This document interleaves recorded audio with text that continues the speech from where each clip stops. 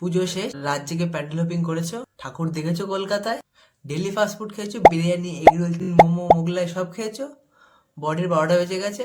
তো চলো, যেগুলো এতদিন খেয়েছি সেগুলোকে এবার ঝরিয়েও ফেলা যাক। তো চলো আজকে জিমে যাওয়া যাক।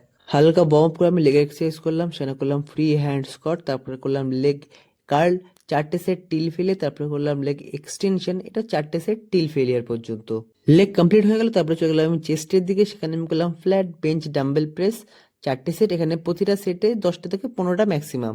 তারপরে করলাম ইনক্লাইন ডাম্বেল প্রেস, এখানেও প্রতিটা সেটে 10টা থেকে 15টা করে ম্যাক্সিমাম, এটা আমি 4 সেট করলাম। তারপরে করলাম বাটারফ্লাই, এটাও 4 সেট, এটা আমার প্রতিটা সেটে অ্যারাউন্ড 15 to 18 পর্যন্ত চলে যায়, কারণ আমি 35 কেজি দিয়ে আমি চেস্ট করি। তারপর বাইসেপের জন্য করলাম বারবেল কার্ল, আমি এখানে কার্ভ বারবেলটা দিয়ে করি যাতে আমার ফোরামসে প্রেশারটা কম পড়ে, এটাও আমি 4টে সেট করে মারি 10 to 15 reps।